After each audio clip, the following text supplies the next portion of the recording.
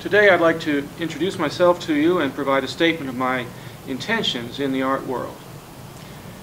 Following Nicholas Borio's identification of a new relational aesthetics springing from the changing mental space opened in the 1990s by the Internet, I identify my artistic objective as the creation of a site that produces a specific sociability proposed by a polis, with the artist as mere catalyst.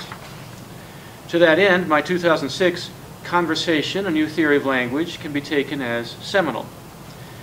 That essay is a treatment intended to be pragmatic of the philosophical position called idealism, which holds that mental forms, descending presumably from hyperdimensional parts of consciousness, are the primary causal force in the world we inhabit.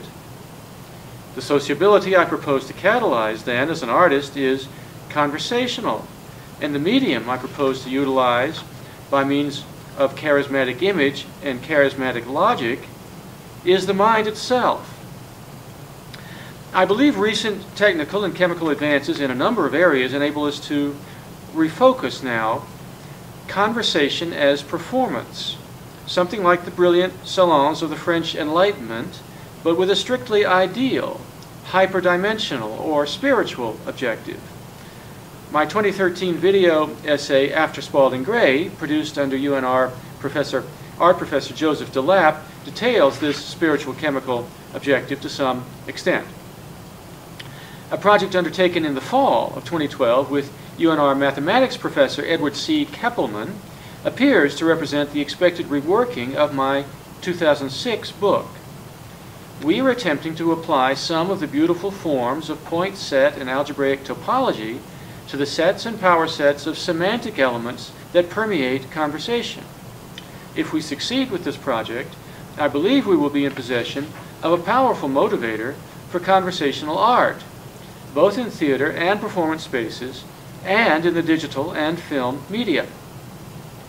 My association with Rick Strassman, MD, of New Mexico's Cottonwood Institute, portends a systematic and scrupulously legal approach to opening the human being to the hyperdimensions of the cosmos using astute dosing of dimethyltryptamine, the ubiquitous plant and animal chemical probably responsible for terrestrial consciousness itself. If the chemistry of consciousness and cosmic spirituality is being scientifically unraveled by modern molecular biology, a relational mechanism to communicate its general purport would appear to be called for. In the present day and age, I believe that acceptable communication of something so ontologically fundamental as the transhuman mind can only take place through artistic contextualization. My association with Rudolf Steiner's anthroposophy, which likewise focuses in the transhuman mind, has led somewhat necessarily to the intention to take the vows of priesthood, and thereby to present the Christian cultus in its orthodox form as performance art.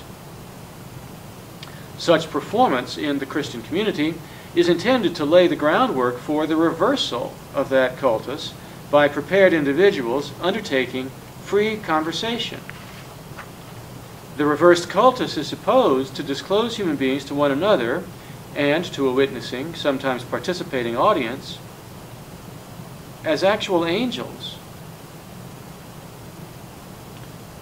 I thus expect my MFA work at UNR to coalesce largely around performance.